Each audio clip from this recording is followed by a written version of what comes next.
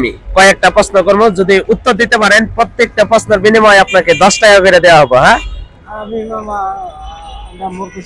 আচ্ছা, না না, আমি এত কঠিন প্রশ্ন করব না যেগুলো আপনি করতে পারবেন না। শিক্ষিত না মোর কমানোর আমরা প্রশ্ন। আচ্ছা, বলে আগে শুনেন, কথাটা বুঝেন। মানে আমি ওরকম কঠিন প্রশ্ন করব না যেটা আপনি পারবেন না। আমাদের মুসলিম হিসেবে যেগুলা কথা সবাই সচরাচর জানে, আমি সেই কথাগুলাই আপনাকে বলবো।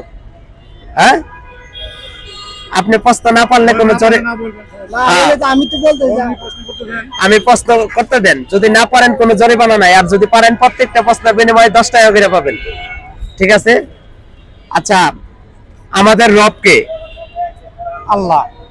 ভেবে চিন্তে বলছেন? আচ্ছা, এটা সঠিক হয়েছে। আমাদের নবী কে? হযরত মুহাম্মদ সাল্লাল্লাহু আলাইহি সাল্লাম। মাশাআল্লাহ, এই যে আপনি তো পারেনই। আচ্ছা, ফরজ কি বোঝায়? ফরজ কার হুকুম? আল্লাহ তাআলার হুকুম। আর সুন্নাত? রাসূল সাল্লাল্লাহু আলাইহি সাল্লামের হুকুম। কয়টা প্রশ্নের উত্তর দিবেন বলেন? 4টা। আপনি পারেন না বলে তো সবই তো পারেন। ছেলেদের টাকনুর নিচে কাপড় পরা কি? সুন্নাত না, হারাম। ছেলেদের নিচে পড়া হ্যাঁ, টাকনুর নিচে পরা হারাম। উপরে 5টার উত্তর দিয়েছেন। মাশাআল্লাহ, এই যে আপনি তো পারছেন। 1 2 3 4, এই যে 5। না না না, শুনেন, আমি আপনাকে বলি, এটা তো আমি আপনাকে খুশি হয়ে দিলাম। না, এটা লাগে আমি না না, শুনেন, আমি কিন্তু আপনাকে বলেছি যদি আপনি প্রত্যেকটা প্রশ্নের উত্তর দিতে পারেন, প্রত্যেকটা প্রশ্নের উত্তরে আপনি 10 টাকা করে পাবেন, না পারলে কোনো জরিমানা নাই।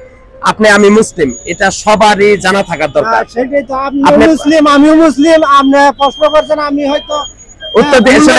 আমি না, 500টাই সঠিক হয়েছে। আপনার সময় যে আমি নষ্ট করলাম, এই সময়ের বিনিময়ে দিলাম এটা। ঠিক আছে? হ্যাঁ, নামাজ পড়েন? মাঝে মাঝে পড়ি।